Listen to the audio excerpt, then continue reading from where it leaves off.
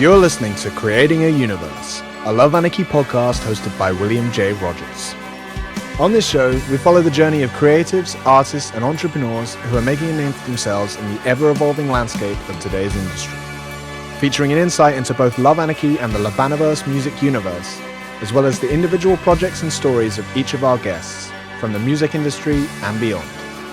So whether you're a budding creative or simply interested in what goes on behind the scenes, this is the podcast for you. Hello and welcome to Creating a Universe. I'm your host, William J. Rogers, and today I am here with angelic soprano and lead vocalist of Unsoulicited, Judith Ehreke. How's it going, Judith? Thank you. I'm very fine. It's very hot here, although we are in northern Germany, but yeah, it's summer. We had a horrible flooding 2 days ago here. We had severe thunder and lightning, yes. And the whole city was flooded, actually. But we live under the rooftop, and so nothing was damaged, and quite good. But at work, every second colleague had their cellar flooded or the house. Oh my. Yeah. Wow. Sorry to hear that. That sounds intense. Yeah, but now it's okay. So now it feels like nothing ever happened because sun is out and we've got 25 or 26 degrees. Yeah. And for God's sake, nobody was harmed. So it's okay. Yeah, well, yeah, thank God for that. Yeah, I mean, it's we've got about the same here, about 26 degrees or something. I mean, for us in Northern Europe, at least, that's rather warm. Yes, it is, but we have to get used to it. Yeah, for sure. No, it's cool though. So let's kick things off for people that are listening and might not be aware of who you are. Would you be able to give a bit of an introduction just as to who you are and the various things that you do? Sure. I am Judith, singer, or more, I like to say vocalist of Unsolicited. Mm-hmm. And I sometimes write the lyrics or help writing lyrics. And yeah, this is what I do. And I also do all the merch and social media work for the band. Nice. Yeah, but I like it and it's quite fun. Awesome. Yeah, awesome. Well, yeah, that's a big job, isn't it? A big part of it these days, all of the social media stuff and the merch. And yes, it's really unbelievable how much time it takes, and and you have to be so constant with postings and so on. And this is it's very exhausting. It's not about the music anymore. It's just about be present. Yeah, a bit about music is one of the things in there. Yeah, for sure.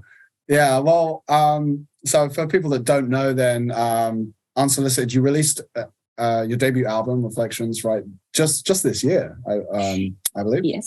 Yes, we released our debut album March 30. Nice. And actually, it was supposed to be released 1 year ago.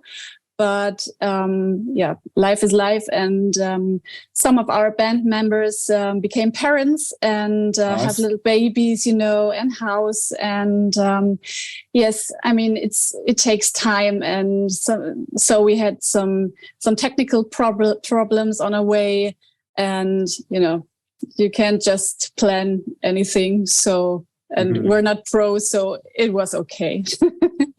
Yes. Yeah, cool. But I mean, it might have got a little delayed, but the album is really awesome. So yeah, just been out for a few months then. How would you personally describe the music if somebody hasn't heard it before? I would describe our music as more as symphonic rock than metal. Nice. Because I think we are quite soft. Some songs are harder and some are really, really soft. And but it's due to Florian's composing, because our band leader and composer Florian writes most of the songs, and he wrote the most songs already 20 years ago. And 20 years ago? Yes, one or two songs are really, really old, and he was really considering if they are going to make it to the album, because they are quite different from the sound to the others. One of them is Girl of Mystery, and it's very this rock and roll sound, and quite different to the other ones. But yeah, it made it, and we like it very much, and the radio stations too. So, it was quite cool, and he wrote the songs, and in the pandemic he was like, okay, I don't want to be the songs only to be on my computer. They are too good to be only there. They have to be heard. And he asked me if I wanted to join the project. I was on Musical Market on the internet. I had myself there. But when he first sent me demos, I wasn't convinced at all. Yeah. Nice. Okay. Like, yeah, it's quite nice, but something's missing. It's not hard enough. So, and I had an obligation with another project because I gave my voice to Ashton Android, which is a Gothic dance project. And so I was in studio and recording, and so I was just I'm fulfilled with one project and don't have time for another one. So okay, and 1 year later he asked me again, and then he sent me demos again, and they were nice because he put some he put a voice on. There was a singer girl who sang the songs, the demos, and it was really nice. And then he sent me an email where he wrote which great guest musicians would be or would take part on the album, and it was for example, Reggie Worthy, the bass player. He already played tours with Tina Turner. So he's the bassist of Tina Turner. And on the other hand, Herbie Langhans. And Herbie is known for Firewind and Avantasia.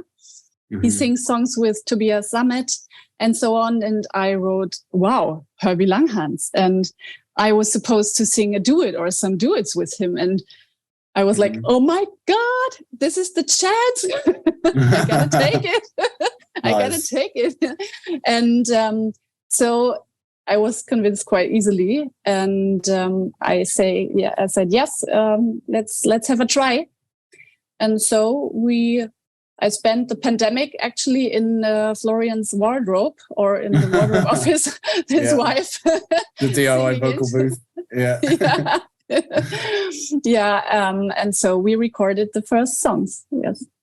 Wow. Fantastic. And so, that was quite fantastic, and a good reason to get the time over in the boring pandemic. And actually all the musicians, we all recorded remotely, or in Florian's home studio. Yeah. And it did take some months until we should meet all and get to know each other. Yeah. Well, but it worked. Makes sense. Yeah, cool. I mean, are you guys like close together still? It was just because of the pandemic, or are you guys kind of spread out? No, we're quite close together. We're friends. Yes, it's a wonderful group of people, and I think it's not very often that you make such close friends with your band. I mean, it should be like this, yes, but it's quite harmonic. And also, I love our pianist Sarah. She's such a sweet lady, and we have so many food dinners here in our hometown. And it's really a little family. So yeah. Oh, that's wonderful. Awesome. What? Yes. So are you guys all living in the same town? Or? Yeah, quite. So I wouldn't say the hardcore of the band is our composer, Sarah, and me. And we have some alternate cast because our drummer, Adrian, and our guitarist, Maxi, they have obligations with other bands who play on festivals. So they are very, very busy. And at the moment, Florian's brother, Michael, is playing the drums for us when we do rehearsals. And Adrian is very, very great in mixing. So he did all the mixing and mastering for the album. Yeah, that's handy. Yeah, good to have on your team. That's really, really great. But what we still miss is a bass player. Right. Yes. So at the moment, we still rehearse only acoustic sets. Oh. Wow. Yes. Yeah. We transformed all the songs to acoustic versions to be able to play at venues, and so. Acoustic is possible, only Florian and me, guitar and singer, and everyone who is at it is awesome, but this is just a very minimalistic way. But there's no other possibility at the moment for us. I see. That's really cool though, because I mean, that says a lot, I think, about your musical style, because, I remember once being told by a great producer, but not somebody who didn't really work with metal, and they told me that like you can always tell how good a song is by like bringing it down to just acoustic. If you can just play it with an acoustic guitar and sing, and it sounds good like that, then it's a good song. And I think that with metal that can be a bit different, because depending on the style, it may just not work in that context. Yeah, maybe you're right. Yeah. And I gotta say credits to Florian, because he's such a great composer. And I think he has got a great influence by his parents, because his parents, he lives in a musical family, and his parents wrote German pop songs, just like Helene Fischer or some kind. Yeah. And this pop, I think this is really a big influence for him. And sometimes the way of composing is always he's writing a song, and then he sends it to me, and then he's got to say, okay, tell me what you think. And so we just mock him a little bit sometimes, because he's like the ballad king. He's always writing ballads. Oh, nice. Yeah. and I am happy about every power metal or faster song he's writing. Nice. Cool. Yeah. So he showed me a song last week, and this is really fast. Yeah. And but his ballads are really amazing too. But sometimes we say, Florian, you can dare to get a little harder, please. We're a metal band, at least. Yeah. But I do think that the sound is quite diverse. I think there is a really nice core there, and as you say, you guys are very melodic.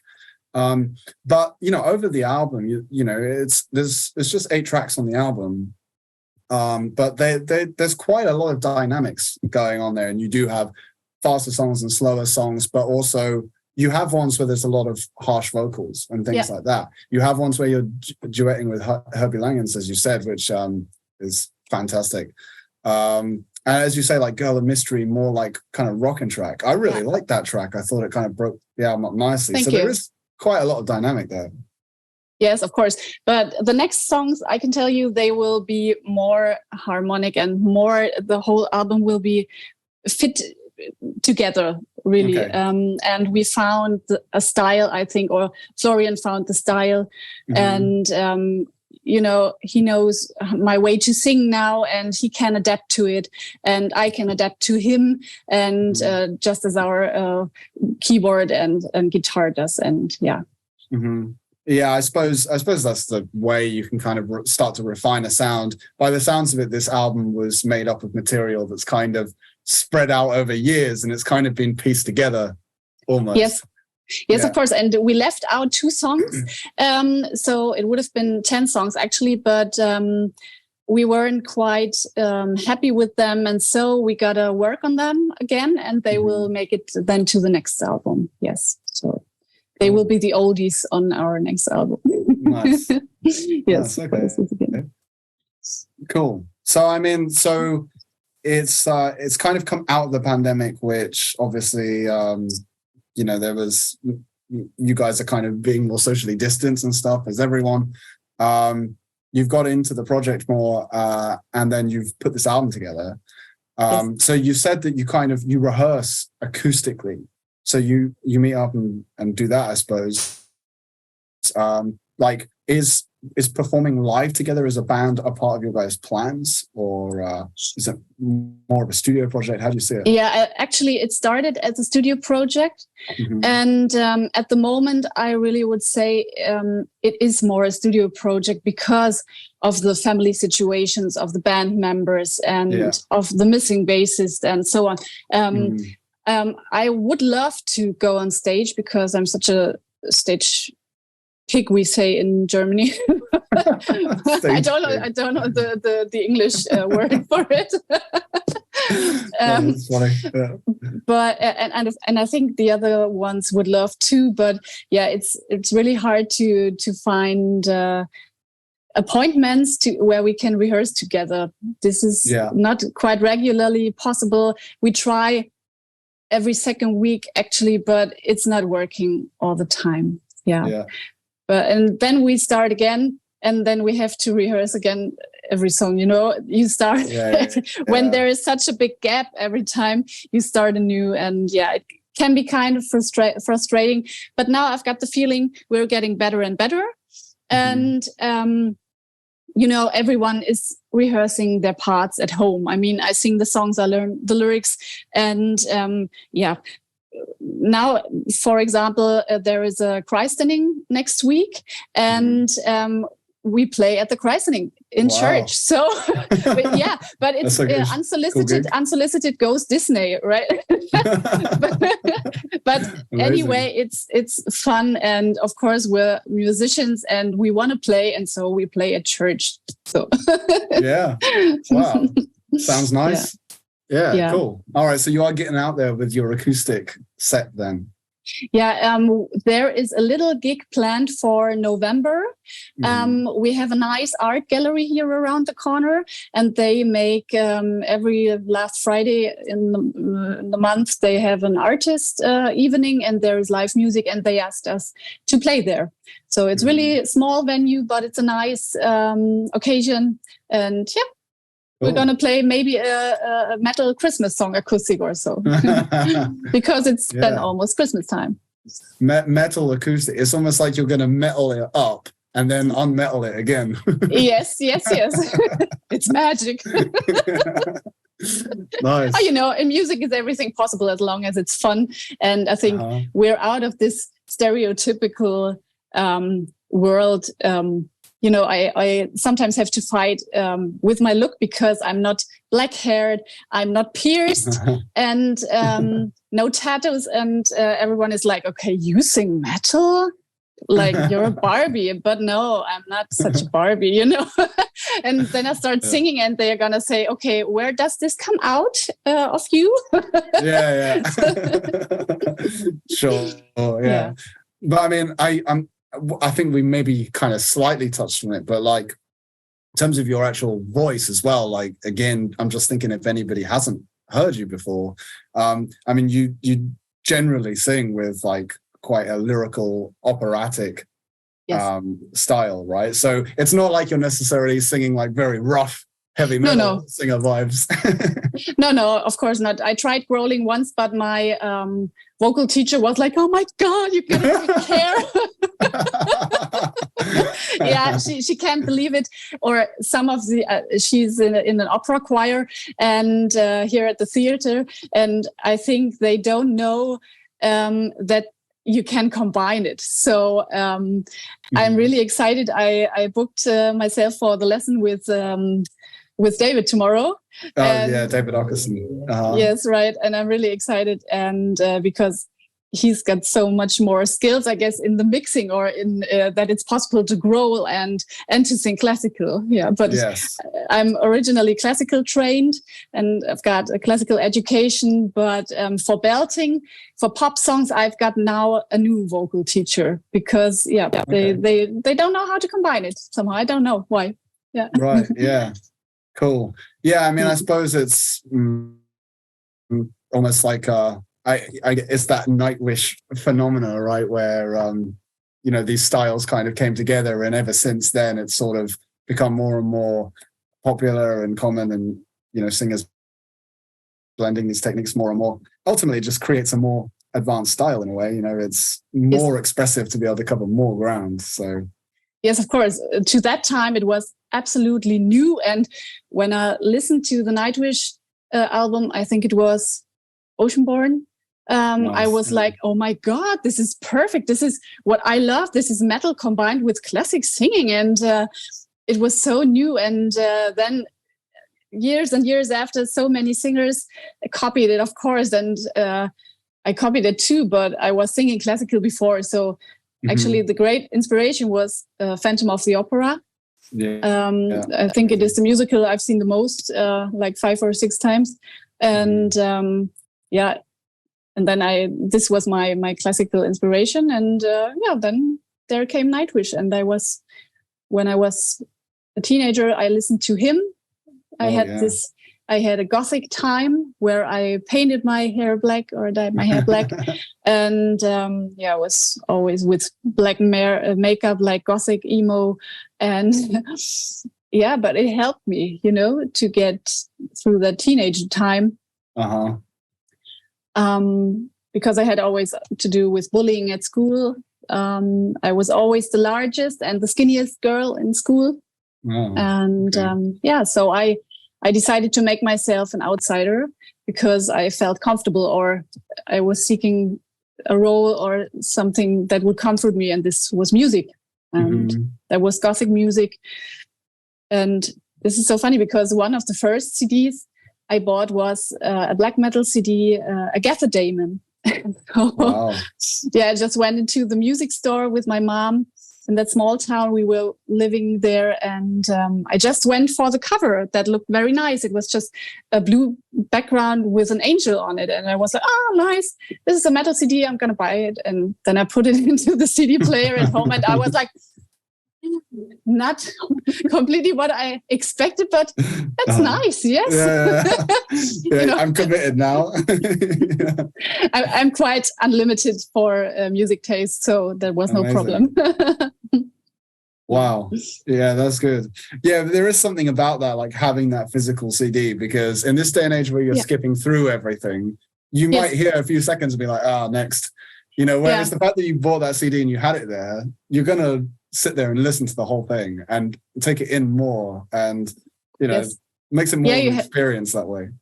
Yeah, I agree totally. And you could watch the pictures, and you could just read the lyrics, and you had all in once. And it was nice. Kind of really sad that this is gonna die. This I suppose it exists still, but more as a novelty, I suppose. Like it's for that collector's experience rather than the standard commercial way to consume music, I suppose. Yeah. So, it's still there for those of us who cherish that, You mean for the old ones?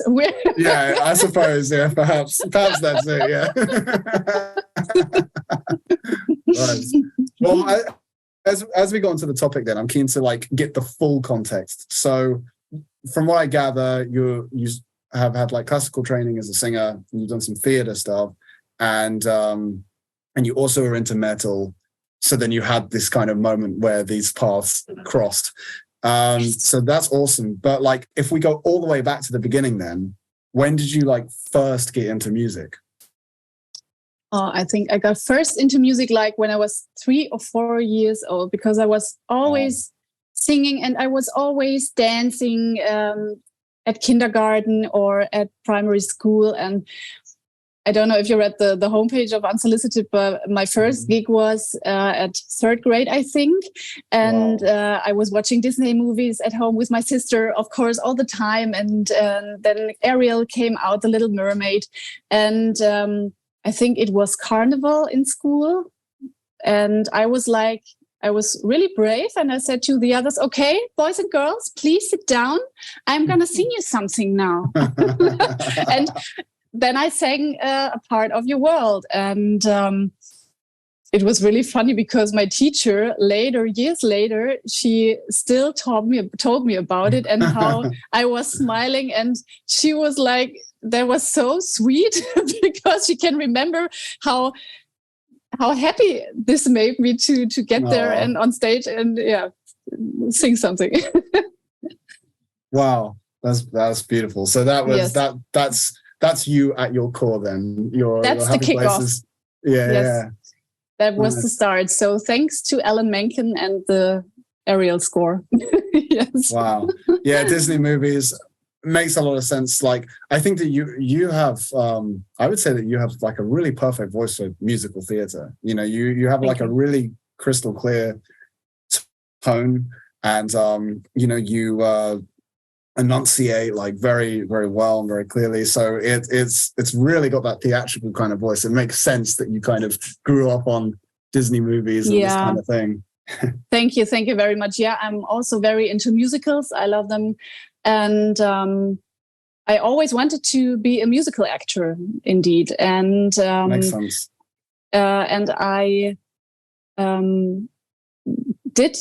I was at a musical workshop at Famous Stage School in Hamburg one weekend when I was 15 or 16, and they would have taken me right away for singing and for acting, but not for dancing, because I'm not such a good dancer, or I wasn't to the time. And well, I gotta say, I didn't have the confidence. I was just a little girl and very shy, and that was this time at school where I was bullied, and my Gothic time, and I was just, okay, I don't want to take so much place and so much space here to perform. So yeah, I was actually really behind my skill, or behind my talent, or just I was just hiding behind.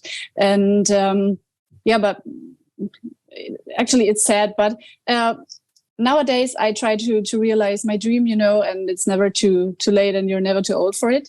And to that time, my father always said, "Oh, theater and stage, you got to learn a real job," you know.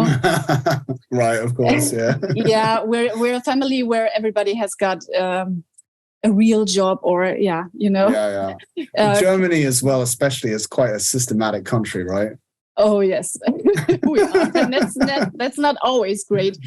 And so, well, I ended up in health system, and I'm a worker at hospital now. And I can say to my dad, well, I don't earn much money now too. So I would have been happier maybe at theater, but actually I love my job, and that's nice. And I try to combine my vocal passion with therapy, because from next year on I want to do a further education as a vocal therapist, and yes, and I would like to go into the vocal coach thing, and also vocal therapist, because we can use it in hospital for stroke patients or so, you know. Wow. And yes, and so this is a thing I follow my heart, because now I'm kind of bored, you know, just being a doctor's secretary or a doctor's assistant. I want to do more with my voice, and it will be really exciting, I think. It sounds very interesting, and really cool. I also used to work in a hospital too. So nice. I know somewhat how that goes, but that's fascinating about the vocal therapy. That's really, really cool. Would you be able to maybe tell us a bit more about that, and like how would you heal a stroke patient? You know, what are these kind of therapeutic benefits of this process? Yeah, you know, I'm not quite deep into the whole topic, and I don't want to tell you wrong things. But when you do this further education, there is also included a trainer to be a trainer for muscle relaxation and meditation, which is, you know, they teach the whole thing. That is the whole chain: relaxation. The body has to be relaxed, and then the jaw relaxes, and you know, the tunes come out easily. I know this is the same thing you got taught in vocal lessons and in vocal school. So, but you can also use it for stroke patients, which is much more difficult, of course. But we also have patients who they have problems with their larynx, or they are very tight here, and there are special massage techniques and so on. I can tell you so much about it, because it's starting for me next year. So sure. We can talk again if you like, so I can get you more information. But yeah, I'm really, really excited, and it feels right. Yeah. Oh no, it sounds really, really cool. Yeah, I mean, I guess I was more just getting the idea of the overall angle. So I suppose it's more like it's a kind of thing where you're getting, for example, a stroke patient to sing. You're kind of almost coaching them to sing, because then by them singing, it kind of relaxes their body. Is that right? Yeah, right. Not only, I think with the stroke patients it's a little bit different, but we have also, I work at a ward, we have pain therapy. We have the patients who suffer from chronic pain, and for them it is important to relax and just to let go of feelings, and to have special treatments with vitamin infusion and so on. And they also need meditation. And I got a request by a friend who has got, who is a coach for also hypnosis and so on. And she was like, okay, Judith, I've got this meditation women's circle, and they would love to learn to sing. And I couldn't imagine any better person than you to come to our group once a week and to get into this meditation singing or so. This is quite it sounds like a ritual or so. Yeah, very cool. Yes, can be very good, I guess. Yeah, I think that's a fascinating topic. So in an instance like that, would you get some sort of meditational drone type of music going, and then everybody just sings like whatever they feel like? Or yeah, maybe. And we do this, I did this before with my vocal coach, just by let all the muscles go and just shake yourself and just sigh. Just sigh off what happened this week. Just sigh off the pain. Just scream it out. Yeah, just let loose. And this can be difficult for many people, and this can be quite challenging, but it is really a relief. Amazing. Yeah, so I understand, I think, that it all kind of comes to this topic of like catharsis. Like you're using the voice as a catharsis to just release tension and as you say, like, especially you might be bottling a lot of stuff up that you can't express, but I suppose by singing you're able to kind of express things without necessarily having to articulate words and etc.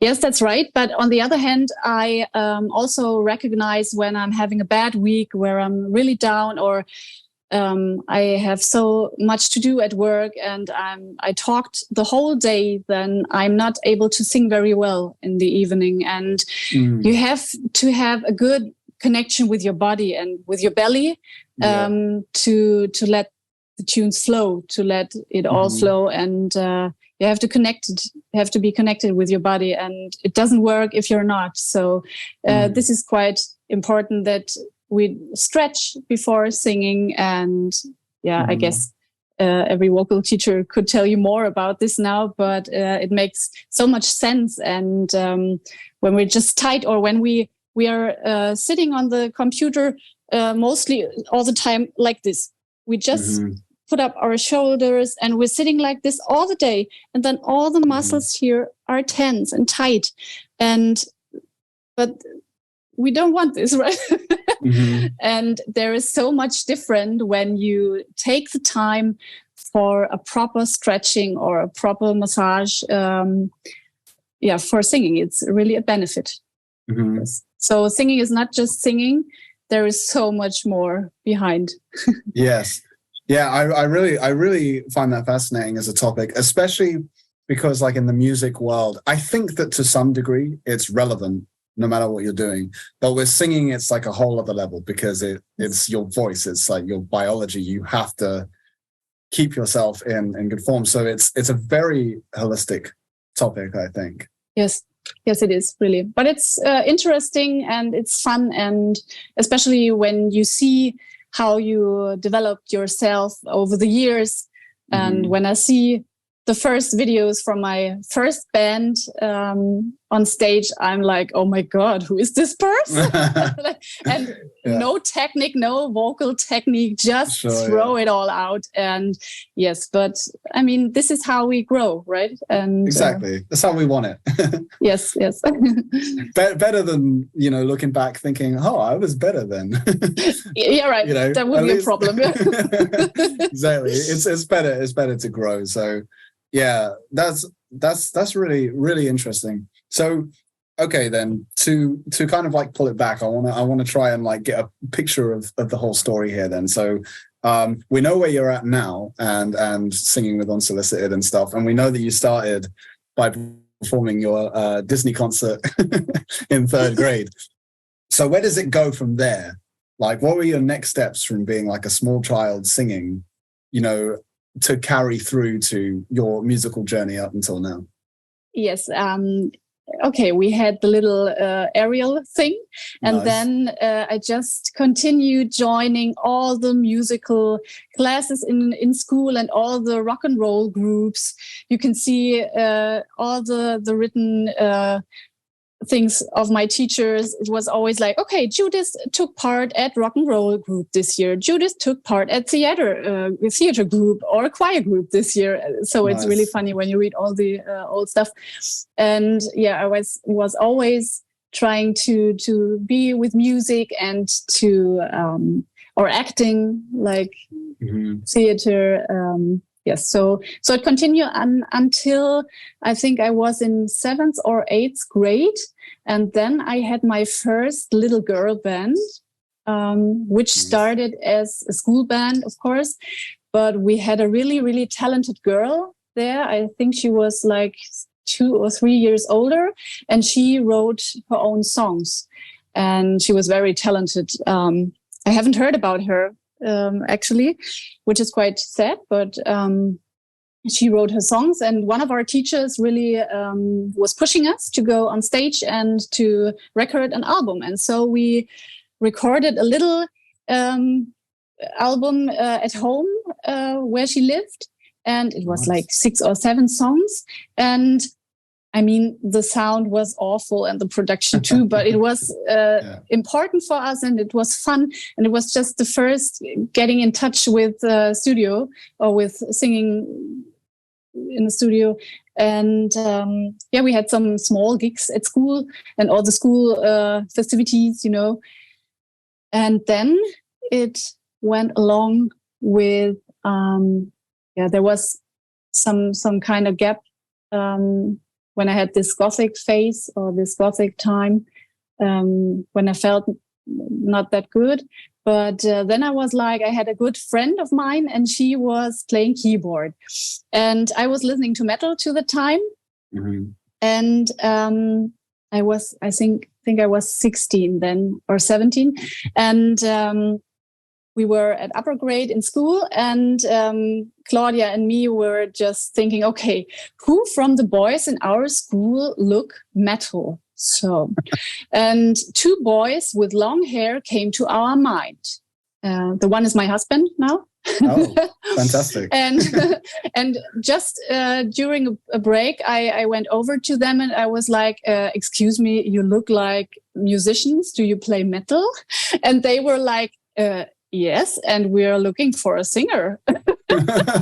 Wow. And then, yes, this was just such a great coincidence, or I don't know if I felt it, or I don't know. It's such a great story every time I talk about it. And then they went home, and I think it was, or did I just talk to my husband? It's so long ago, I don't know exactly, but it was, the story continued. In the afternoon, he went to his best friend who was playing the guitar, and he just went over to him and just said, "We've got a singer."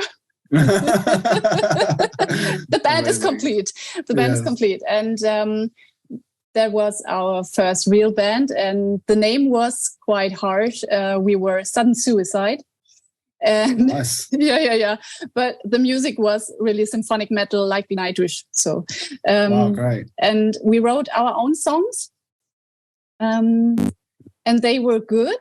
And we won some band contests here in our region, in our area, and we played some gigs here at not so great venues, So, but in our area where we live, we have no such big city here around. And I mean, there are not so many venues where you can play. So you have to play on all the summer city festivals, just after a pop band, you're going to play your symphonic metal set. Okay. But the people next is Unsoulicited. yeah. That was so funny because there was, I don't know if you know the band Marquez. I think Marquez is like such like Spain vacation music, very salsa-like. And then after that, nice. Now it dies. Now it dies. Your time is over. And no, but you just want to play, and so it doesn't matter where, because you have to get the stage experience. And it was fun nevertheless. And we organized concerts ourselves here at some youth centers and so on, because we had a nice network then with other bands playing with us kind of often. And yes, it was fun time. But then, we all went to studying and so on. And so it was the end of the band. And it's not always fun because it was a little bit complicated, You always have to do compromise. And I got to say, now with Unsolicited, it is really, really harmonic. And we all are so fine and well with each other. But maybe we are now old enough, or we know what we want and can articulate it clearly. And we can speak out now what's the problem or so. But I think it wasn't to that time. And we were too many individuals. So... But I still remember it as a great time. Yeah.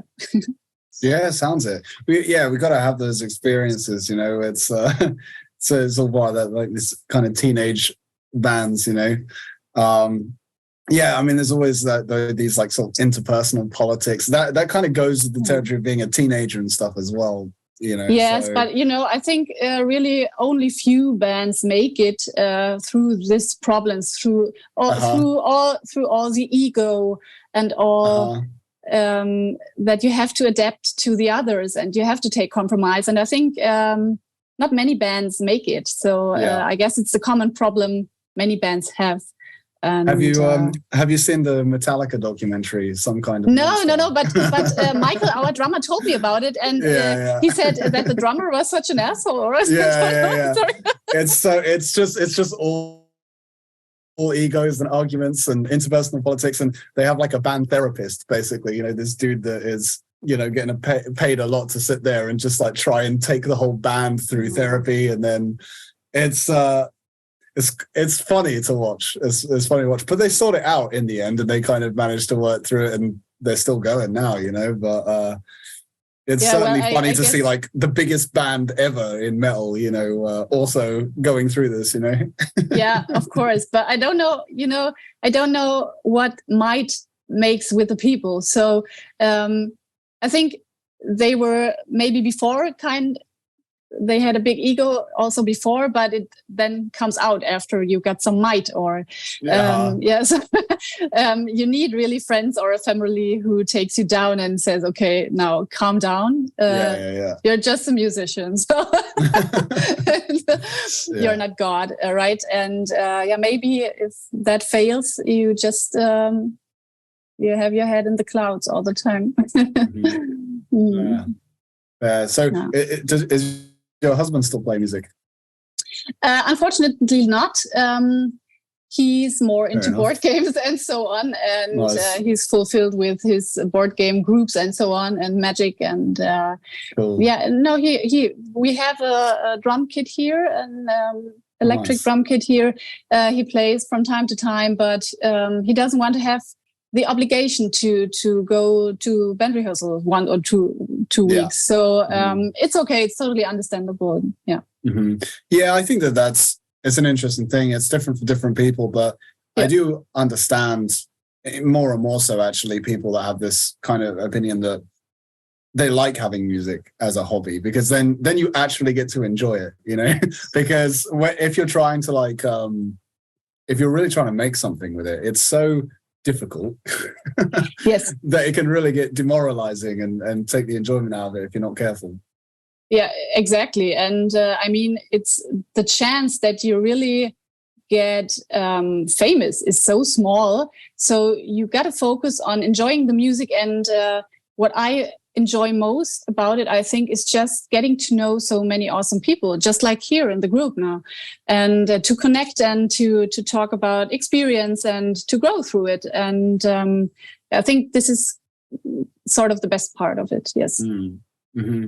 Yeah, I think that for this reason as well, it's really good to be online. You know, there's pros and cons, right? But luckily for you, like, this story led to you meeting your husband, which is absolutely wonderful. Yes. But this thing where how, like, if you want to form a band, there's like maybe 2 people in your school that is an option, you know? Yes. It makes things difficult, you know? Luckily, it worked for you, but you know, for the most part, it's quite difficult to manage. Yeah, you're right. I mean, okay. I mean, metal is not very common, or it wasn't to that time. Mm-hmm. But I think nowadays at school, you find more people who listen to metal, or at least like hardcore or something like this. But to that time, there were musicians, but like pop song musicians, you know, who were in school band, and that was quite boring. And they just play their normal set, and it's not very difficult what they have to play, and they don't want to challenge themselves. And you have to find people who want to write their own songs, even if they're not good, because I always think, okay, we wrote so many songs and so many were bad, but if that's how you get better. From 3 songs, 1 is good, now it's great. Yeah. Exactly. Yeah. Yeah. And this is the nice thing about Unsolicited and Florian. So when I got an idea or a singing line in mind, I can tell him or send him and say, okay, can we just put it in somewhere? Is there any space for it? And mostly it works. Yes, this is cool. Nice. Yeah. Yeah, that's good. So, I mean, as you say, it's quite harmonious in the band. And I suppose that's because everyone sort of knows where they stand. And you're able to contribute creatively like that, even though you know that he's kind of got the bass covered. Yeah. But then if you contribute something like that, he's able to incorporate it. And so sounds like a harmonious balance between you. Yes, and you know, nobody has got a problem that Florian is the composer and then that he writes the songs. That is just okay, because it takes something off our shoulders, so he does the work. Okay, and we just have to add our voices or our instruments, and nobody ever wants something to change, or I mean, we can talk about it. He's quite open for it. If somebody doesn't like a riff or a part, then of course we can change. Or I didn't like one song because the singing line was just so hectical, and I was just like, singing is my cardio. It was, you know, and I didn't like my singing and the part, and so we're just working again on it. And because I have to feel comfortable, and at least I have to sing it. So, and I don't want to collapse on stage. Yes. These kinds of things are always like, you have to put into practice, whether it's vocals or as well. I've always thought about that with orchestra, because you can compose an orchestra in MIDI, and it's like, you can get these people to do anything that you want, but if you actually give this line to a trumpeter, then like, you didn't give them a single chance to breathe in, like, and they've like passed out by this point in the song, you know. So right. There's things that are good in theory, and then when you put them in practice, you got to make sure it actually works, right? Yes, I can really relate, because Florian always writes the singing lines a little bit too high for me, and this is because I'm only a mezzo soprano and not a soprano, and he's like, "Oh, Judith, you will get it, of course." I mean, I love that he's trusting me so much, and he's so believing in me and in my skills. But I'm always like, I don't know, if I get that higher, it wouldn't be so good for my voice now. But sometimes then we adapt, and it's okay.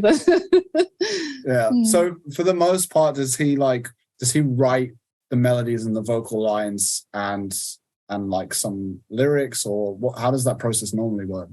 Yes, mostly he's got the arrangement on the computer. He is writing a melody and puts all the orchestration around it. He loves orchestra, and he always puts on all in for the whole instruments. And sometimes I think they are a little bit too loud, but not too much. But he really loves it, and we love it too. And the fun thing about it is actually how our band name developed, because Unsoulicited is unsoul, the word in it. Yes. So it is a word game, as you know, wordplay. And he chose Unsoulicited because he did all the orchestration and all the instrument on the computer, you know. So it's just played without, there's no soul on it. And this is how he came up to the band name Unsoulicited. That's funny. But then you came and added the soul, so yeah. We just we're kidding. Okay, Flo, do we have to just choose another name now with Solicited or Soulicited? With soul. Yeah. Nice. Yeah, cool. But you did mention that you write lyrics, or like some of the lyrics and things like that. So will he often give you like vocal lines? And then you write lyrics to those lines. Yes. This is how it works. Sometimes he's just, okay, Judith, can you just listen to the song? And if you got an idea for lyrics, go ahead. Just, okay. And then I put my ideas on paper and he puts his ideas on paper, and then we meet. And then sometimes we just put it together or put the best words together, how it works. Yeah, this is quite fun and very easy. Yeah. And when in the demos, I suppose, the melodies are being demonstrated, does he like sing scratch tracks himself, or is he using some instrument for that? Yeah, he both. He once sang with his brother in an a cappella band. Really, nice. yeah, they are really good in singing second and third voices. It's perfectly for live. Wow, cool. So, so it's easy for him to just sing a voice and just to know for me how it should sound. But I think he takes also instrumental voice or computer voice as well. Yeah. Okay. Yeah, cool. Nice. Nice. Yeah, it sounds like pretty solid process you guys got down. Yeah, really, really nice. I know as well that you mentioned that you were doing a project before. So between Unsuicide, that's when you were like late teens, I guess? Yes, like 18, 19, and then it was over. Mm-hmm. And then there was a gap because, we were full in education, work and studying stuff, and there wasn't much time left for music, for band, but I was always singing, always taking lessons or just singing for myself. And then we had another little band where it was actually just playing in our old band room at my parents-in-law, and it was just covering songs, and it was not really a band. It was actually just for fun, and we didn't have any gigs, but it was good for us to just stay in music and to keep it going, keep it practicing. And I think it was like 4 years or 3 years. I mean, we had some gigs then in the end, but it was complicated because we had two guys, we had two guitarists, and they actually didn't like the music we made, and they didn't like that I was the front woman. It was kind of difficult with them, and they wanted to play like punk rock, and they could have said before, because it's really different music from the stuff we did. But we were actually pretty clear. I thought that we say, okay, we want to play symphonic metal or like Nightwish, okay, and I can't play punk rock. Or it's pretty much the other end of the spectrum of guitar music. Yes, kind of. And the riffs and all, it was kind of very easy what they play, and they wanted to play music where they can play everywhere with it at any venue, and which is very common. And this was not us.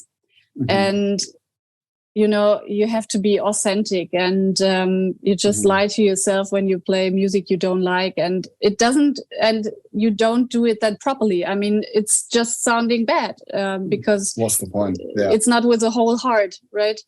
And so it was better we canceled the whole thing, and then there was again a lot of time when I was only taking lessons and singing for myself.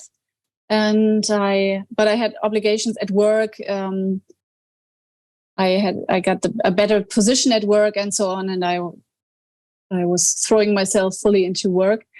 And then actually there came the Ashes and Android project, and then there was Unsoulicited, and here we are now. And in between, I had the luck during the pandemic to meet my wonderful family via the app Smule. The karaoke app where we sing. And it was like, okay, everybody was at home and we had nothing to do. And so I started to download the app. And I got to say, it's such a great way to practice because I don't have much professional equipment here for doing videos and so on. And I'm such a noob about it.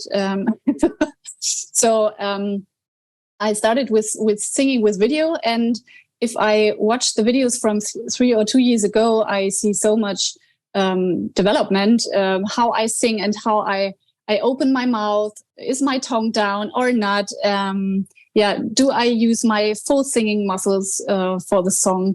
And this is great. And I made so many friends around the world. We are a group of 20, 25 people, really from Brazil to France. And actually, we have planned to someday meet in the middle of, so everybody can go there and we can meet. This would be really great. And we became friends. And we're checking out on each other via social media every week. And we do the birthday songs for each other. You amazing. Watch it. And that's really amazing. I'm really happy. I really love it. I've been very intrigued by that. I never used this app before, Smule, but I saw it from yourself and the things that you share and a few of these other people that you're in this group with. And I've just been very intrigued about exactly what it is. As you say, I kind of got the vibe that it's sort of like a karaoke type app, and it's clearly somewhat social because sometimes you guys are singing together. Sometimes there's like loads of you singing together. Sometimes you're doing duets. It's really cool. Like, how does it work? Like a little bit, just for a little bit more detail. It works. You can choose a song. There are almost every song is there on Smule. Some aren't there because of copyright. I think Adele songs or so, right? Okay. Some artists don't want it, and you just choose a song. And if I want to sing, Nightwish, Stargazers, I open it and I can choose sing the whole song by myself or duet or group, and then I choose duet, and then I sing. Just one half or just one verse, and the other one is free to join. And that's how it works. And so it is open for 1 week, I think. And then if you've got the app, you can join whenever you want and jump in for the other part. And cool. Then it's a nice duet. And with group song, it's the same system. So one person is opening the song and chooses a part to pick or to sing, and then you can just jump in. And this is very cool because we evolved so much as group, and they are really, really great. And it is so good to know many great singers now because Florian already said, maybe we could use some of them for a choir for the band for the next album, Yeah. This is perfect. The more the merrier. Super cool. So you create the song, and I guess there's just karaoke versions of every song, like the vocals are removed. Yes, that's pretty handy. And the biggest gift for me was when they downloaded an Unsolicited song, or Florian sent the version without voice to a friend on Smule, and they sang it all for my birthday, and I was just sobbing and crying like a little child. Really, it was the best gift ever. Yes. Oh, that's amazing. Yes, that's so cool. So, how, is there like a social element to the app where you meet those people, or do you do that outside of the platform to be like, who wants to duet on the song? No, it's just like in Lovanaverse, we have a Discord channel. And cool. there is a lot of going on. We have so many threads and so many things to discuss, really. And yes, nice. This is. So that's like, is it like a Discord for the Smule app, or like specifically? No, it's just we just built it for our community. It was one person after another. I met, I think the first girl who joined me in a Nightwish song was Annie from Finland. Of course, Finland, Nightwish. Nice, And then there came many people after and joined my songs, and they were like, "Oh wow, you sing Nightwish and you sound like Taya," of course. So we came together, and then in pandemic times we were okay, let's just make a group on Discord so we can discuss the songs, which songs we want to play or sing, and just what is going on this week. Are you okay? What is important for you this week? And yeah, this is really beautiful. Oh, yeah. So yeah. music, so we can say the old quote, which is quite cheesy, but music connects people. Here we have it again. No, I mean, that's perfect. That's, as you said, that's what it's all about, really. Yes. You know, like creating music is us being able to express that sort of connection, and then that music we create goes out and people listen to that and are able to get a sense of connection out of it. Like, it's you know, in the essence, like cliches are cliches for a reason, you know? Yeah, right. Nice. Yeah, cool. Yeah, I definitely got a really good vibe about what you guys are doing with that community. I feel like I must have seen that when you know, around about the time I first came across you, and then I was like, oh wow, that's cool that there's like a social group here. And then I followed a bunch of people that were there because I was like, okay, I like this person and that person, and yeah. Yes, and we also have a name actually, because it is a name of an old song from my first band, Unsoulicited. The lyrics I wrote. The song name was Symphony, and our group is the Symphonies. So I'm very proud of this. Name. Amazing name. So you're like the founder of this group, would you say? Yeah, one of them. Yeah, one of them, with 2 or 3 other girls. Yes. Mm-hmm. Okay, cool. And so everybody that's come in, like they've been sort of personally invited by somebody in the group. Yes. When there is a person who joins us very often to the songs, and we're not doing like a casting or so, but the people are quite good singers we have in our group. And then when they join more often, we gotta just ask them, okay, do you want to join our group and just be a part of our birthday songs and so on? And and sometimes we also have the request from the people themselves, that they ask, okay, I love what you guys are doing for each other. Can I just join? And of course they can join. Yeah. Cool. Yeah. Oh, nice. So William, really if you wanna download the app, you can join us every time. Yeah, nice. Thank you very much. Yeah, I certainly I just love the ethos of, as you know, I'm all about that music community kind of thing. So yeah, I think that's really cool. It's always great to just have that sense of community and other people that are into these things, and you can kind of share what you do together. And also that it's so accessible, as you say. You don't really need any, like, I see that you're literally singing in your earbuds. Yeah, just right? In my and it's really good quality. The iPhone earpods are really good. They make a really good sound. Yeah, I can't complain. Mm-hmm. Yeah, so literally anybody can do this. Basically, just like download the app and So really cool. Yeah, really cool that something like and that. You know, the practice has got so much more sense when you've got the community to share, and when you can record a video, and then you can see what you're doing wrong or what you're doing right. It's so much more fun. Yeah. Than just singing for myself. Yeah. Yeah, exactly. Yeah, just as you say, it gives you more incentive to practice and make yourself better, and you're doing it sort of with peers, and that's awesome. Yeah, really cool. Do you guys have a page, or have you considered making a page where you keep like your group? No, we haven't got yet. We just have our Discord group. Actually, some of our people maybe find the time to do like a YouTube page or so, or a social media Instagram page also for the Phantom Symphonies. Yes, it would be a great idea, but I guess I wouldn't have the time at the moment because I'm so fulfilled with the band, and and there will be another project coming for me, which I am not allowed to talk about that much.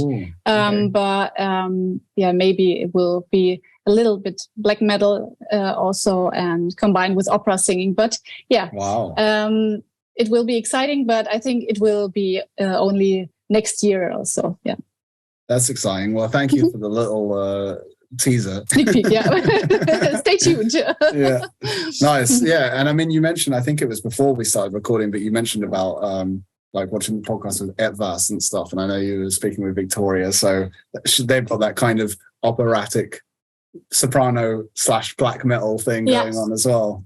Yeah, that's cool. Awesome. Yeah, I really like this. Yeah, and as I told you, my first CD was Agassidaemon, so I always have this little black metal touch. Yeah. Yeah. I wanted to double check about that actually as well. Like, was that like your entrance to metal, or you were already listening to metal at that point? Or? No, I was into rock and roll before. Actually, the first or my favorite band when I was a child was Roxette, and from Sweden. And I loved the songs, and I loved Marie's voice because it was very similar to my voice and easy for me to sing. And I always wanted to be like her because she was so badass and beautiful, but intelligent. And it was my favorite band over years. And then I switched to Bon Jovi one time. I listened to Bon Jovi quite some years. And I think then my dad got me a CD one time, which was just a sampler and was called Route 66. And there were just all the famous classic rock and roll or rock songs on it. And I guess this was more kind of my entry to rock or metal. Yeah. Mm-hmm. Yeah. I suppose that's where in the older stuff, you kind of get that hard rock / heavy metal. So it was a really nice little steps. Yeah. Nice. And then into black metal. The gothic time was before the hymn. The Ville Valo fangirl. So that was before that was kind of the gateway into the heavier stuff. Yeah. Nice. Yeah. I mean, I was a huge fan of him as well. Like when I was a teenager, when I was like 14, I would say around that 13, 14, I was obsessed with him. You know, they are great. And I think the stuff is still really great. What Ville is doing now. And I also liked 69 Eyes to that time because the sound is always so 80s, you know, and this is cool. Yeah, I like this. So what I really liked about that is, you know, I mean, you talk about this kind of goth phase, and you know, I think that probably lots of us us can relate to that. Maybe not everyone, but I was something like that. And but what I found is like at that time there was all of this emo stuff was really popular, right? Bands like, I don't know, My Chemical Romance and you know various things like that. And for me personally, I really wasn't into this music. And I think the main thing is why I loved like him is that like it resonated with me much more, this kind of deeper, you know, kind of lower toned voice was something much more relatable to me than the kind of whiny emo voice, you know. I can totally agree. I didn't like all the Linkin Park stuff. I mean, rest in peace, Chester, but I didn't like his voice. It was too I think too that he's high. A great vocalist, but but I know what you mean. Yeah. No question about this, but I just personally, I don't like these high tunes, and I couldn't stand it for too long. And so for me, it's also the lower tunes, just like Typo Negative. And in our band, that was the next one I'd go to. Yeah, we all love Typo Negative in our band, and we recently covered Love You to Death in the band rehearsal room. Yeah, we really like it. Oh, in the rehearsal room. I was thinking, where is this? How did I not see that? Okay. Yeah, maybe. Yeah, we considered to do maybe an Insta Live or an Insta Live session, one of the next band rehearsals where we could play this. Yeah. Yeah. Yeah, I'm assuming you're not singing it in that octave though. No. But the boys make a nice choir. And cool. I mean, I sang the hymn songs in that lower voice because I mean, I am a mezzo soprano and I can sing the lower notes very well.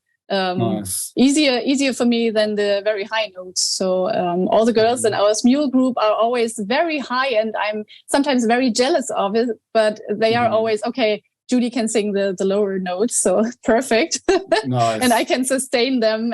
But you know, you always want to have this what you can have or what you don't have. Of course, I think it's normal. Yeah, of course. Yeah, so I was thinking that when you were saying about the acoustic sets and things like that. Like, so you haven't got anything published yet with that, but yeah, that would be cool to see for sure. With acoustic, yeah. Yeah. I think we had one video on social media when we played Glowing Fairy Tales acoustic. I think okay. It is uploaded. Yes, you can check it. But I mean, the difference is not so big to the normal version because it's very soft and all. So maybe you don't hear the big difference to acoustic to normal version. Yeah. Yeah. Cool. Yeah, nice. We are such softies. Soft metal. Yeah, it's nice. It's nice. I like that. In a way, I think to some degree it makes it more unique as well. Like when it you have like this very kind of melodic metal, you know. Yes, and you know, many people who aren't into metal like us, just like I bet. Also the older people or so, just like our parents and so on, they really like it because they can listen easily and this is metal. It doesn't sound that hard. Yeah, right. Yeah. But that's nice. So yeah, for sure. Nice. Yeah, but potentially something more edgy coming with if you're dabbling in black metal. So yeah. Yes. Nice. Yeah, I wanna left out my dark side, so it wants to be out. Yeah. Amazing. Cool. Nice. So but you know, that's it's absolutely wonderful. Like I'm fascinated by all of this. It sounds like on your musicality, musical theater was really big for you, like the Disney movies, Phantom of the Opera, you said in particular, which is an absolute masterpiece. Like for me, that's one of my favorite pieces of work as well. You mentioned about seeing it a lot. Do they have like a production in Germany? Or? Phantom of the Opera? Yeah, do they have like a production in the theater of I think not at the moment. I think it has been the last years in Hamburg, but I think it ran out because there is Frozen now. Elsa is everywhere. Nice, yes. The Phantom had to go. Get your ass out here because Frozen is coming. Nice. Yeah. Nice. Phantom's still on the West End, I believe it is, which is like, I think it's the longest running musical of all time. I saw it a bunch of times in the West End. Like, I just think that's Andrew Lloyd Webber is like incredible. He has many hits like that. But like when I listen to Phantom, it always blows me away because it's like every song is massive.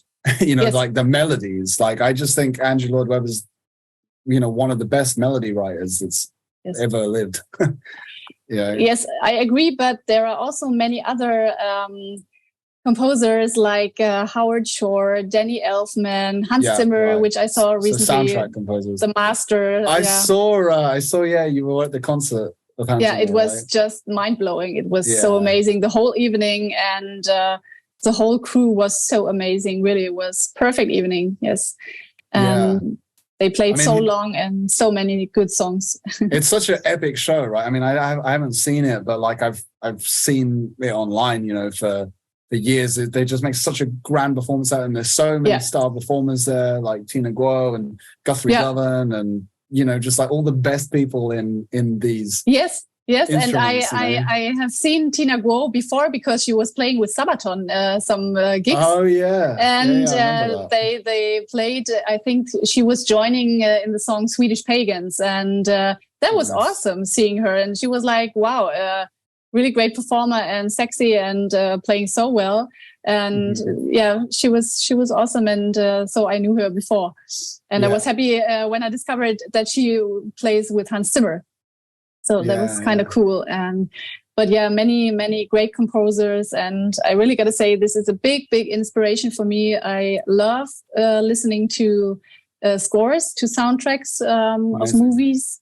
And I think my favorite is still and will ever be Danny Elfman's Alice in Wonderland score. Nice. I think I have listened to the main theme like 200 times. If I like a song, I just have it on repeat. And that's amazing. And I don't know if it gives so much to me, and I am really, my body is really reacting on songs, and I'm always having such goosebumps listening to the song. And I just listened this week to the second score from Alice Through the Looking Glass by Danny Elfman, and there is the same main theme on the album, but it has developed so much. He made just perfectly the twist or the development which Alice did from a little child, from being naive and to an adult and to such a determined lady. And I can hear it in his composing and in his sound. And I don't know if anybody out there can relate, but this is so much for me. What I always find in these composings and in these songs. And thank you, Danny Elfman. You're such a genius. Yes. Yeah, I'm wow, I completely second you. I mean, I'm a huge fan of Danny Elfman. Like, he is absolutely phenomenal. I am familiar with the soundtrack of Alice in Wonderland and Through the Looking Glass. But they're not the ones that I've listened to the most by far. I feel like they might not be his most famous, but now you've mentioned it, I'm definitely going to listen to them more. Certainly like Edward Scissorhands. Yeah, of course. I've listened to so much. Yeah, or Charlie and the Chocolate Factory. And so he's just such an incredible musician. But this thing about just thematic composing, for me, that's the coolest thing, like in the world, maybe. That's like one of my absolute favorite things. And that's why I personally got into composing so much as well. I like songs and bands, but the thing of creating a universe is that, like, when I'm writing music, there is always recurring themes that pop up all the way through different artists, because they're like pointing to different things in a story. And as you say, like the development of the character and how they've matured. For me, this is just like it's another level of creativity that I just find deeply fascinating. Yes, and I'm fascinated by every person who is able to do this, and also what you are doing with Love Anarchy and Love Aniverse, all the songs you created and all the stuff. This is such great work, and this is amazing. I really admire it. Yes. I appreciate that. Thank you.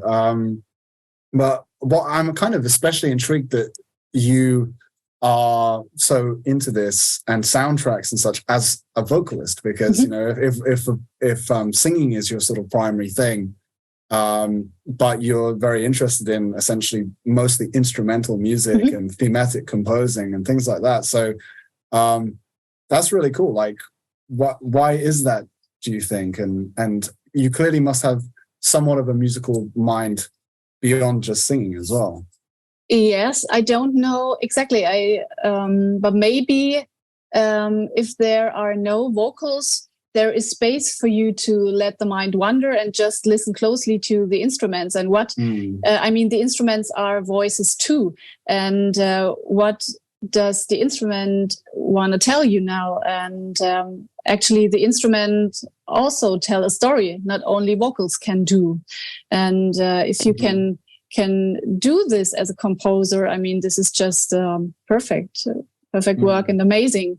And so I really prefer listening to music very often where nobody's singing or nobody's talking, because at my work, I'm listening to patients all the day and doctors, and I have so many voices around me that it's kind of soothing for me not to listen to singing. Yeah. I see. Cool. So do you find that like purely from a sort of enjoyment standpoint then, I suppose, that you can enjoy instrumental music and soundtrack type music? Yes. Have you ever been tempted, or do you play instruments or anything at all as well? No, I really only sing, but I bought myself a keyboard last Christmas because I want to learn just to practice for my singing, for my warm-ups. It is better. And I just started really the most beginner practices with only the small chords and so on. And I'm really bad. But I'm also very, very, I'm such a bad student and I don't really find much time to practice the piano because I always think my voice is more important and it's much more fun to me. And, but I started, sometimes I have some melodies in mind and then I just started, play and just let yourself lead over the keyboard and just play around. And I've got some songs in my mind, 2 songs where I wrote some poetry or some lyric for it. But I guess I need some musicians to complete it. Yes. Cool. But it's still on my list, it's not lost. Nice. Yeah. Nice. Well, yeah, that's really cool. I mean, it makes sense as a kind of skill to build up in your arsenal, but I guess for the most part, you're very focused on the singing, and I guess if you can start to reinforce that, then cool. But it's interesting to know that just from sort of listening preferences, you like to listen to a lot of soundtracks and these composers. That's very cool indeed. Yes. Yeah. And obviously like poetry with lyrics and stuff is a big part of what you do. And as well, like something that really stands out about you, like at least on your social media and stuff, is these images you have with like the angel wings and everything. These are really incredible. Like what's the story with those? Thank you so much. I was talking to Gustav from my industry some weeks ago, and he was really keen on all the angel thing. Yeah. And it makes me happy. But actually, I see myself more as the flower fairy with a dark twist, But I am such a dreamer, and I like cosplay, and I like all the wild romanticism. And I found such a great photographer who realizes these photo shootings. And so I went there last year, and she has all the great props and with wings and all the costumes. Wow.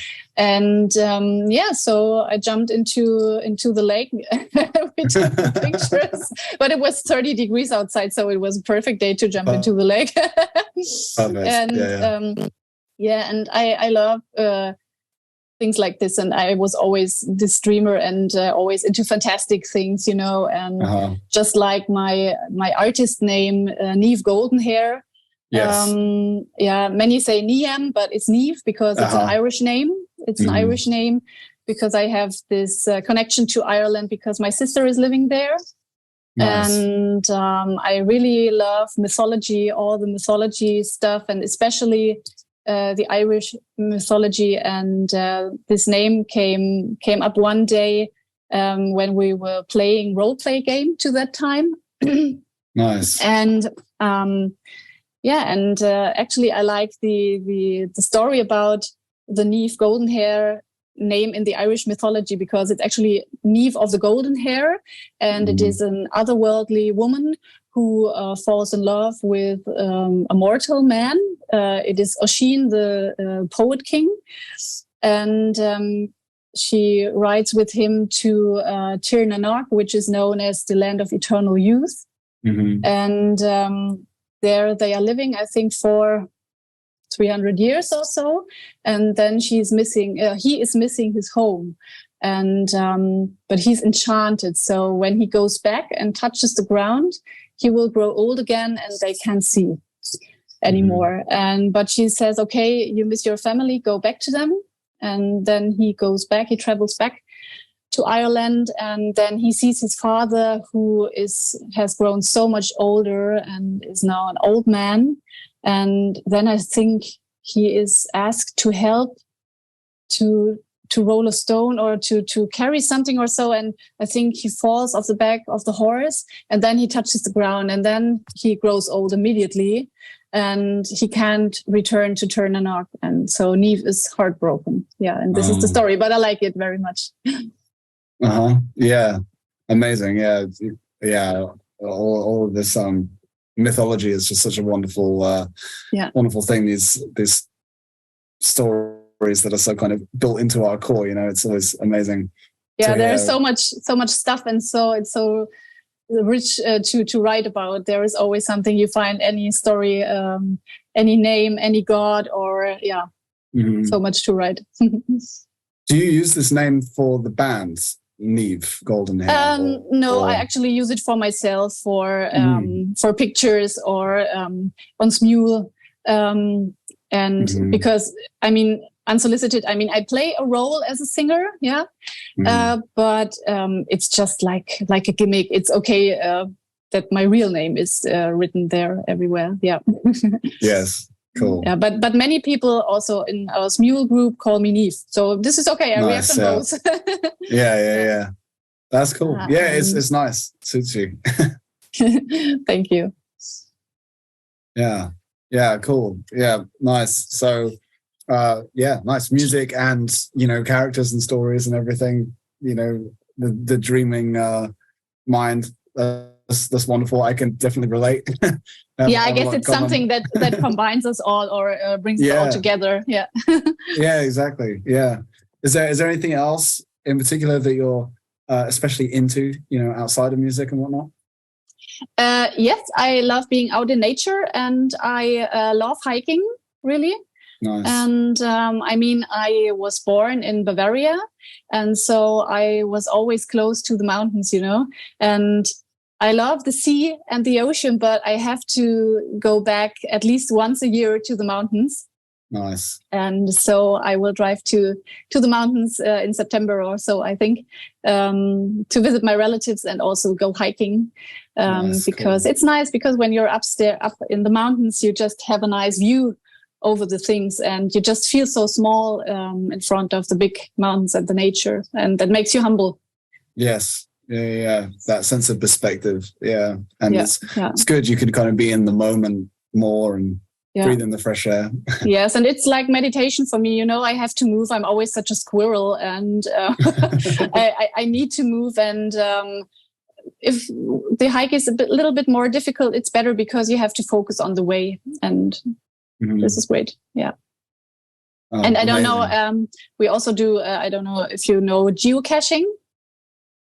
Say that again. Geocache. Yeah, geocaching. Geocaching is like a treasure hunt with GPS in nature. Wow. So you have the GPS data, and there is a treasure hidden, or it's not a treasure, it's mostly a box with a little logbook. And then you can find it via GPS, and it is all around the world. And there is an app too, and then you can just check, we are here. Is here any geocache around us? And yes, they are. Wow, that sounds fun. Yeah, nice. So you go like hunting for these things. So yeah. This is actually a reason for my husband to go out. I have to motivate him. Nice. Turn it into a game. Yeah. Cool. Yeah, just like Pokemon or so. Yeah. Of course. Yeah. Oh yeah, sounds fun. Cool. Yeah, nice. Well, time is absolutely flown past. I've already had quite a lot of your time, so I really appreciate that. I suppose it'd be a good time to wrap up. But before we do, is there anything else that you would like to get in there? I think I just want to thank you for the opportunity, really, to be here, surrounded by such great musicians. Really, really. And thank you so much for inviting and for pushing me and the band and giving us a chance just to grow. And I think That's it. Cool. Well, nothing more to add. I really enjoyed it. Fantastic. Me too. It's been an absolute pleasure. So thank you so much for joining me, and I look forward to doing it again sometime. Yeah, thank you so much. Have a wonderful weekend, and see you around. Thank you for listening to this episode of Creating a Universe. A special thank you to Judith for joining me. I really enjoyed our conversation. Be sure to check out Judith on social media at Niamh Goldenhair and her band at unsolicited.de.